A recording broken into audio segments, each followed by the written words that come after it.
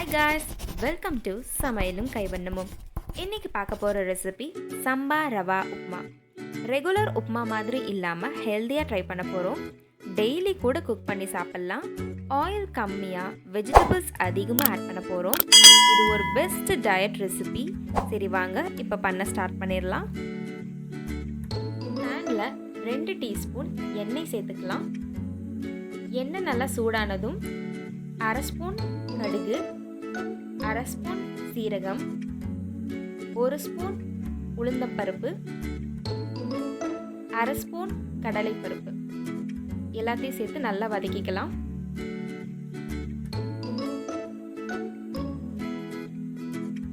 கொஞ்சம் கறிவேப்பிலை,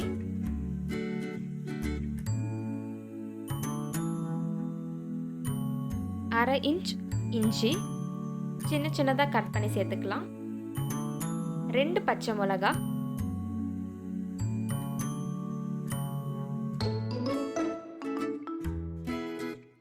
ஒரு பெரிய வெங்காயம் சேர்த்து நல்லா பொன்னிறமாக வர வரைக்கும் வதக்கிக்கோங்க. நான் ஏற்கனவே சொன்ன மாதிரி நாம் எடுக்கக்கூடிய ரவையோட அளவுக்கு சமமான அளவு காய்கறிகள் சேர்க்க போகிறோம். 1 கப் கேரட், 1 கப் முட்டைகோஸ், தேவையான அளவு உப்பு சேர்த்துக்கலாம். காய்கறிகள் வேக வைக்கிறதுக்காக 1/2 கப் தண்ணி சேர்த்து நல்லா வதக்கிக்கோங்க.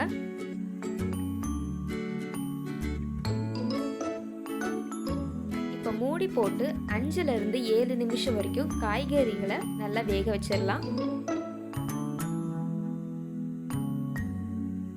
ஓரளவுக்கு காய்கறிகள் நல்லா வெந்துருச்சு. இப்போ நம்ம சம்பா ரவா சேர்த்துடலாம். நான் 1/2 கப் அளவு எடுத்திருக்கேன். எல்லாத்தையும் சேர்த்து நல்லா மிக்ஸ் பண்ணிக்கோங்க. தண்ணியோட அளவு ரொம்ப முக்கியம்.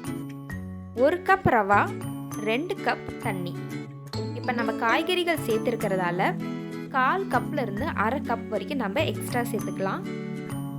இப்போ நான் 1/2 கப் ரவா எடுத்திருக்கேன். 3/2 கப் தண்ணி சேர்க்க போகிறேன். காய்கறிகளோட அளவை பொறுத்து தண்ணி கூடையோ கம்மியோ நம்ம சேர்த்துக்கலாம்.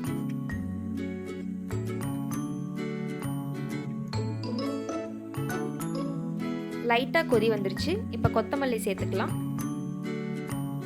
எல்லாத்தையும் சேர்த்து நல்லா மிக்ஸ் பண்ணுங்க. டேஸ்ட்டுக்காக 1 ஸ்பூன் நெய் சேர்த்துக்கலாம்.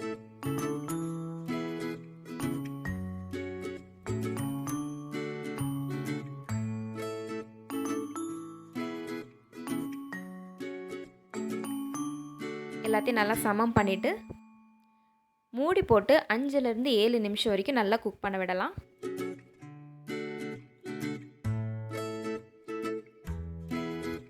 கீழே அடி பிடிக்காமல் இருக்கிறதுக்காக ஒரு தடவை எடுத்து நல்லா கிளறி விட்டுட்டு மறுபடியும் நம்ம மூடி போட்டுடலாம். இப்போ ஒரு 3 நிமிஷம் குக் பண்ண விடலாம். அவ்வளோதாங்க, நம்ம சம்பா ரவா உப்மா ரெடி ஆயிடுச்சு. பாருங்க எவ்வளோ உதிரி உதிரியாக இருக்குது.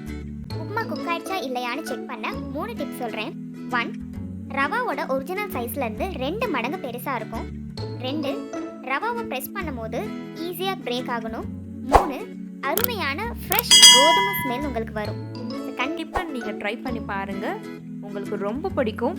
இதே மாதிரி இன்ட்ரெஸ்டிங் வீடியோவுக்கு நம்ம சமையலும் கைவண்ணமும் சேனலை சப்ஸ்கிரைப் பண்ணுங்கள். மறக்காமல் பெல் பட்டனும் ப்ரெஸ் பண்ணுங்கள்.